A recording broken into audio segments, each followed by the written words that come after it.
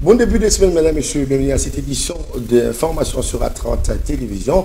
Félix Tshisekedi est arrivé dimanche à New York, aux États-Unis d'Amérique, où il va participer à la 78e session de l'Assemblée générale des Nations Unies. Le chef de l'État va prononcer son allocution le mercredi 20 septembre à 21h de Kinshasa.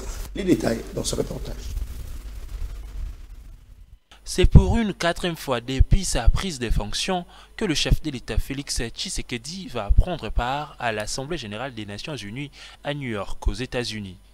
Pour cette 78e session qui se tient au parvis vert de l'ONU, le président de la République démocratique du Congo va prononcer son discours très attendu en date du mercredi 20 septembre à 15h heure de New York, soit 21h heure de Kinshasa. Selon la presse présidentielle, Félix Tshisekedi va sans aucun doute évoquer la situation sécuritaire à l'Est dans les circonstances actuelles du soutien avéré du Rwanda aux rebelles M23.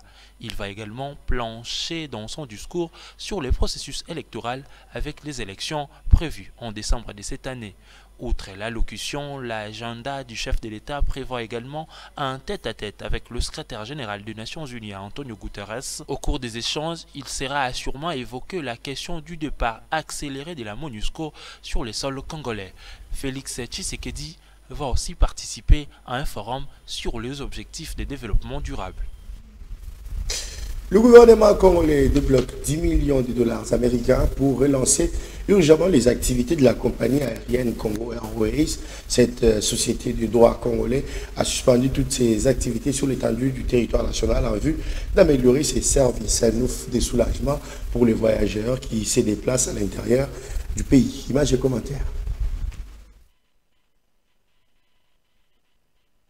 10 millions de dollars américains, c'est la réponse du gouvernement congolais à la demande de la compagnie aérienne nationale pour relancer ses activités. Ce montant est une avance sur 14 millions de dollars que requiert Congo Airways pour l'achat de 2 moteurs par avion afin de réhabiliter au plus vite la compagnie nationale. Et pour relancer complètement les 3 appareils en maintenance, la société a besoin de 33 millions de dollars américains, avait fait savoir le ministre des Transports et le directeur général de Congo Airways au gouvernement lors de la présentation du plan de relance de cette compagnie.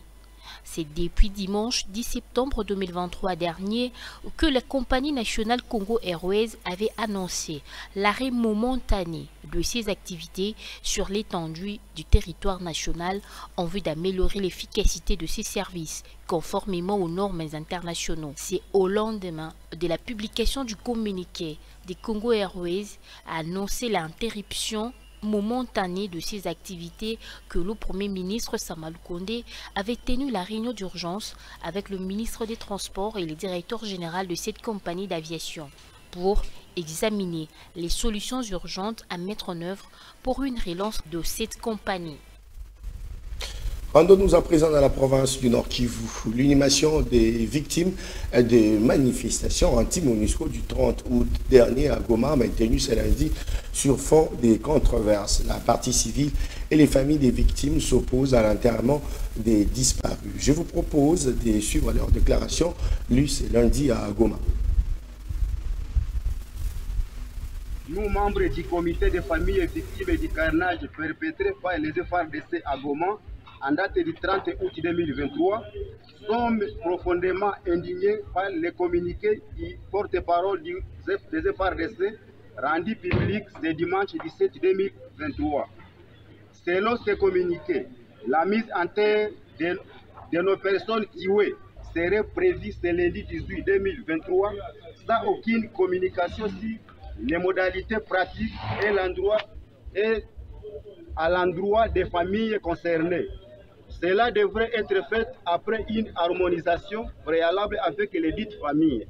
À cet effet, les familles des victimes dénoncent et s'indignent avec la plus grande énergie de cette décision cavalière qui consiste en une véritable humiliation piétinant les valeurs humaines et le respect dû aux morts. Par voie de conséquence, Elle n'est pas d'accord avec cette décision et sollicite à l'autorité provinciale une harmonisation préalable avec les familles concernées. D'une province à l'autre, direction Kasaï-Oriental avec le début de la campagne de vaccination contre la rougeole. C'est la gouverneure d'intérim qui a lancé la campagne en présence de plusieurs autorités urbaines et partenaires du secteur de la santé. Julie Kalinga a invité les parents ayant des enfants de 0 à 59 mois à s'approprier cette initiative. J'ai le réel plaisir de présider ce jour cette cérémonie du lancement officiel de la campagne de vaccination contre la rougeole. À cette occasion, je rends d'abord un hommage mérité à son Excellence Félix Antoine Tshisekedi Tshilombo, président de la République démocratique du Congo, pour son choix porté au secteur de la santé dans son programme d'action. Je remercie ensuite tous les partenaires techniques et financiers du secteur de la santé qui ont contribué à l'organisation de cette campagne de vaccination. Je témoigne enfin toute ma gratitude à vous tous qui avez rehaussé de votre présence cette manifestation. Honorable président de l'Assemblée provinciale, distingués invités, je reste convaincu que 6 jours d'activité sont une occasion pour chacun, à ce qui les concerne, de conjuguer les efforts afin que la campagne de vaccination soit une totale réussite. Car vacciner, c'est protéger. Vacciner, c'est aimer nos enfants. Et pendant ce temps, la campagne de vaccination contre la rougeole des enfants de moins de 5 ans est portée dans la province de Maniema, motif la grève de personnel de santé non médecin. C'est le ministre provincial de la Santé, Dr Junior Kilingi Boutara, qui a annoncé ce report à travers un communiqué de ce lundi 18 septembre 2023. Début de l'instruction à la prison militaire de Ndolo du procès à charge de Salomo Kalonda Idi. Au cours de l'audience de ce lundi, le proche de Moïse Katumbi, présent pour l'audience à travers ses avocats, l'incompétence de la haute cour militaire de juger les clients car n'étant pas justiciables par des juridictions militaires. La défense a en outre insisté sur l'annulation pure et simple de toutes les préventions à charge de Salomo Kalonda, puisque son interpellation et ses auditions au niveau des différentes juridictions ont été faites en violation de la procédure en la matière. Pour répondre aux moyens soulevés par la défense, le ministère public a sollicité et obtenu le renvoi de l'affaire au 25 septembre prochain. La cérémonie Africa Music Magazine est tenue le 17 septembre à Dallas, sanctionnée par le SAC de plusieurs artistes congolais. L'artiste Fabregas a remporté le prix du meilleur artiste masculin de la région. Il s'impose comme l'une des valeurs montantes de la rumba congolaise. Le pasteur Mike Kalambaï, quant à lui, distingué dans la catégorie Best Gospel pour la qualité de ses compositions spirituelles. Omniprésent dans ces Afrima 2023, l'artiste musicien Fally Ipupa a décroché 2 prix du meilleur artiste francophone ainsi que la récompense suprême du prix pour l'ensemble de sa carrière. Ces triplés congolais à Dallas fait la fierté de tout un pays et confirme,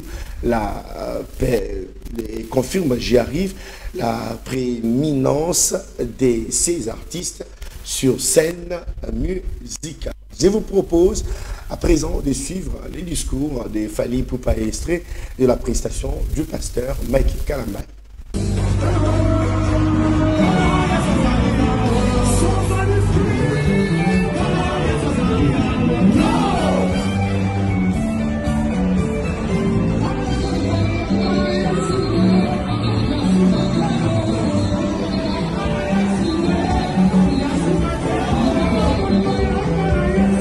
Hello. I'm sorry, my English sometimes is gone when I'm tired. So, because my country I'm Lingala speaking in French, so I'm gonna say something in French.